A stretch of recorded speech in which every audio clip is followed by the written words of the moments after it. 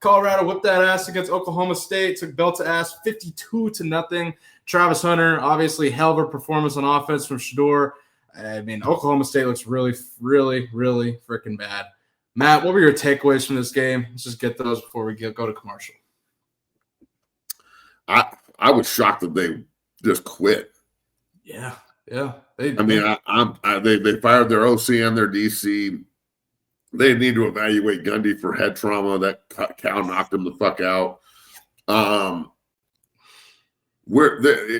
Watching this game, it was incredible. Travis locked up the Heisman. Shedeur, like the last game in Folsom for those two was incredible.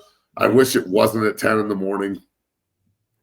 You know what I'm saying? Like, put it at 3 or put it at night. Like the 10 a.m. games, I know Coach Prime likes them. I fucking hate them. I hate them. I hate the 10 a.m. games. I'd rather play at night. I dig night games, bro, under the lights and shit. I love that. I don't give a fuck about sitting around all day. The juice is just, it's a slow simmer before the boil. Right. But other than that, I thought it was incredible. 52-0 to end the season's awesome. But I'm not going to lie, bro. The whole time I was sitting there watching it going, we couldn't have done this against Kansas. Where the fuck was this team? No. And that, look, 9-3 is incredible, and hopefully win 10 games. And if they do, then thank God. The Heisman's coming to Boulder. All the awards we're about to go over, which is just scratching the surface because we're going to get national awards in Boulder too. But then looking at it, I couldn't help but revert back to the Kansas game and the flop. So they learned from it, obviously, and got better. Watching Houston try and beat BYU, and literally the football gods handing Houston every goddamn opportunity, even at the end. Oh my goodness, Matt! Well, the screen pass. They had like 3 stops inside the 20. The defense ball for Houston, the offense for Houston, dog. Their quarterback. The offense for Houston might be the worst. That might be the worst quarterback and the worst offensive play I think I've ever seen in my entire fucking life. Seriously? I know it was bad, but yeah. It was so bad. It was so bad. So watching that and just watching, even until that, it was almost like a curse. I had to watch the whole game because it was close. And then in the fourth quarter, they're 1 score away and they fumble it and it rolls 70 yards backwards. And you're just sitting there watching the ball roll like, Jesus Christ, this isn't really happening, is it? Now, all that said, incredible year. Way to cap it off by beating Oklahoma State's ass 52-0. It sets you up for a great recruiting class and a great signing day. You'll always wonder what if, okay? But so they'll wonder what if at Miami as well. They're going to wonder what if at Clemson or SMU this week. Because, when you're playing games, essentially the Kansas game was a playoff game. Yeah. So, it kept us out, but it shouldn't keep us down by any means. I mean, the University of Colorado had a redemption year, and I couldn't be prouder to be a Buff. And I really hope they wear gold helmets in the bowl game because I haven't seen a gold helmet in like 2 months.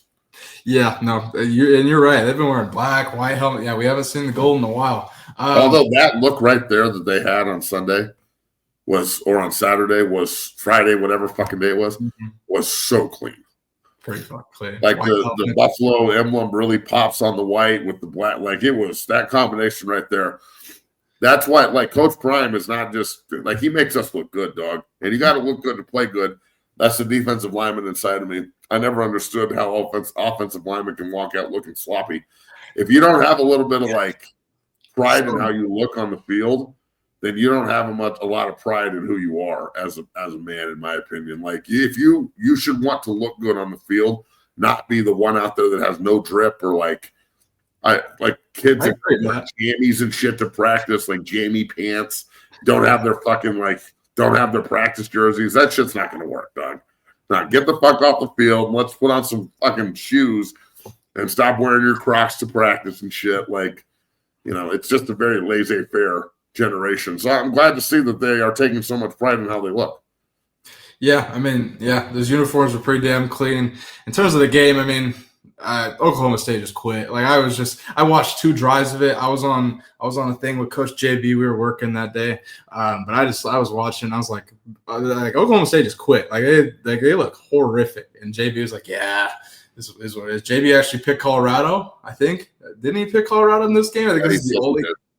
But at this point, man, fuck him. He doesn't need to get on the bandwagon. I don't want him on the bandwagon. One thing he did like, and I mean, we talked about this, is Coach Prime encouraging Travis Hunter and Shedeur Sanders are just saying, like, hey, you're playing in the bowl game, having that mentality. I'm going to go ahead and play that clip. Coach Prime on Shedeur and Travis's status for the bowl game. Take a listen. We're going to play in our bowl game because that's what we signed up to do, and we're going to finish. We're not going to tap out because that throws off the structure of next season.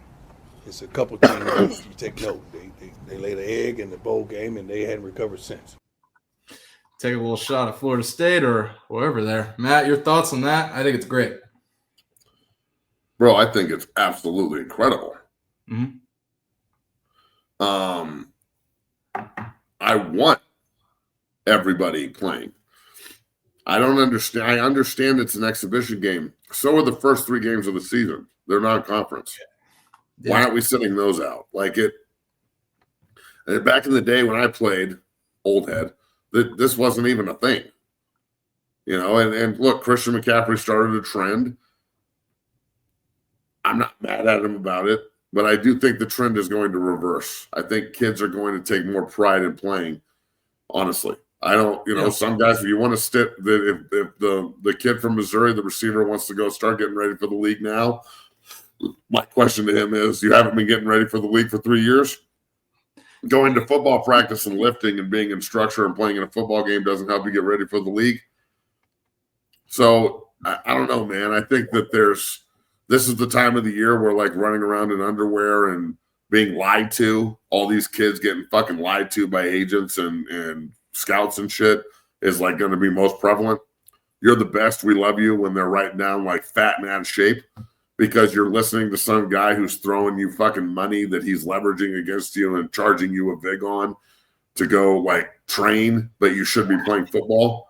Like, it, you know, I'm going to be working with a bunch of guys this year for the draft, and it's amazing the way mentalities change and the way guys, like, start believing what some guy they've never met tells them. Like, you've never met this agent before. Right. How do you even know? It might be AI for all you know. So it's yeah.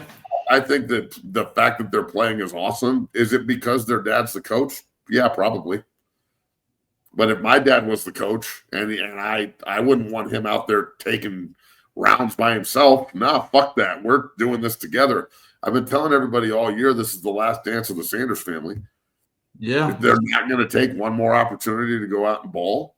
Kidding me? Come on. Like, come on, dog. So I love the fact that everybody's going to play.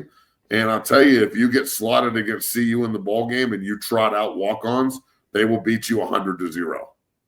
Facts. And it will turn into one of the worst days ever, because this is what people don't understand.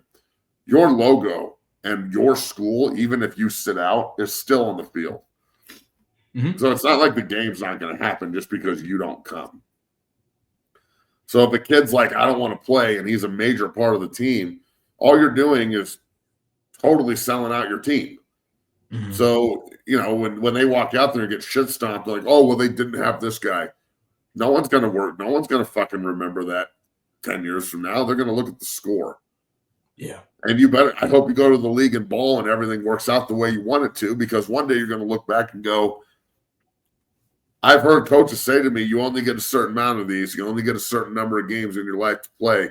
Mm-hmm. And you're passing one up because you think that you're better than the bowl game.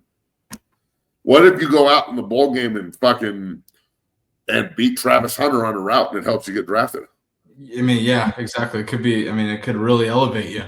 Fucking A. Instead of sitting there acting like you're special.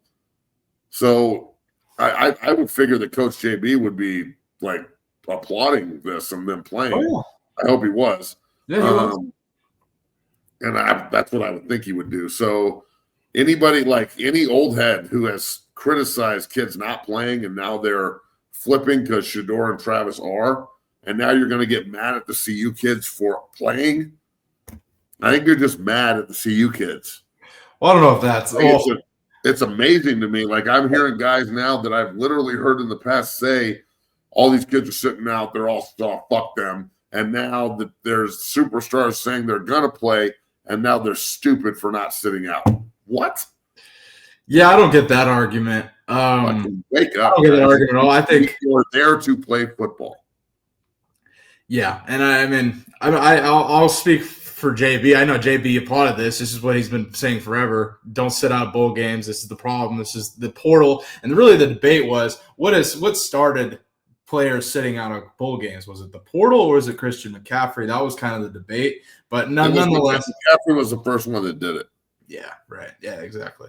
But yeah, before we move on from this bowl game topic, I do want to show Colorado offensive line coach Phil Loadhold kind of reiterating the same topic. It ain't over until, essentially Colorado's in, or what he said, he's on. It ain't over until Phil's in Jamaica, son. Yeah, exactly. Take a listen.